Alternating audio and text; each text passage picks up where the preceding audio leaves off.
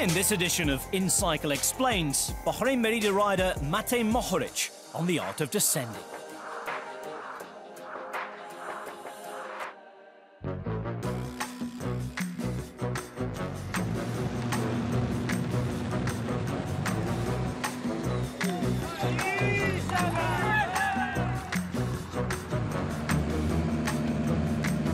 Your look should not be like 10 meters in front of you, it should be like 200 meters in front of you.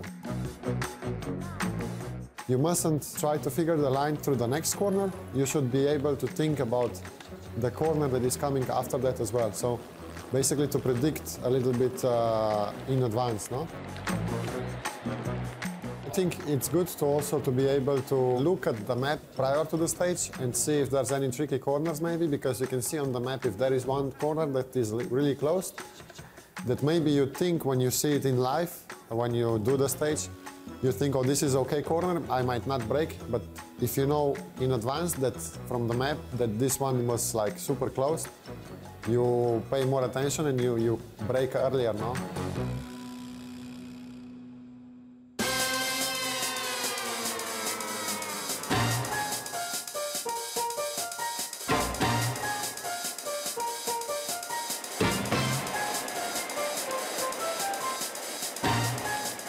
If you stay as much upright as possible and bend the bicycle, then your center of gravity will be very low and you will be able to go very fast through the corner. You achieve that by bending the bike and staying upright, but also by pressing hard with your outer leg on the outer side and pulling up with the inner leg on the inner side.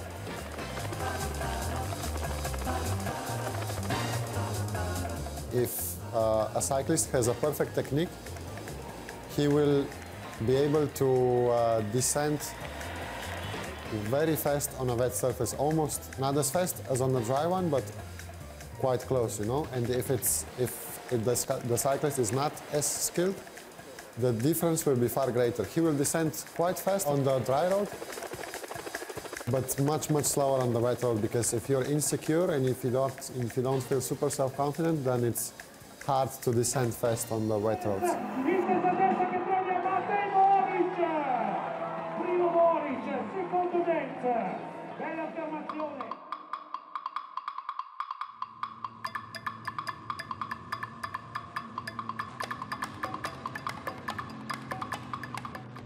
To be able to take the whole road, not just miss maybe the half meter on the edge, but take the very edge.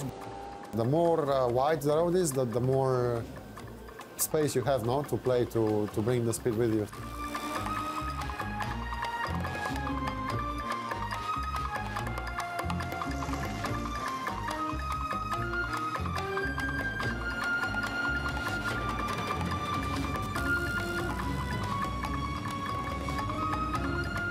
I see often in the races that the lines we take through the corners are almost never the same. Like each one of us prefers a different line.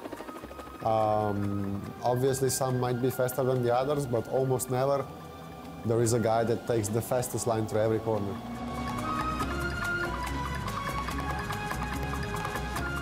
In cycling, there is often other factors that decide the result, not the descending itself. So, as the time goes on, I feel we are more or less all on the same level with fitness. So the descending and other stuff like positioning in the bunch is gaining more importance, no?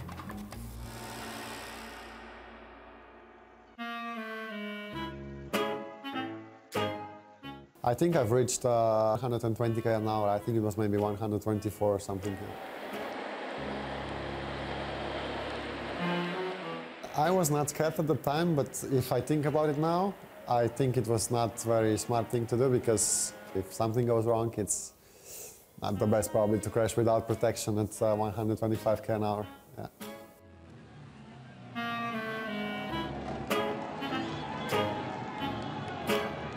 Don't crash and stay safe. That's important, stay safe.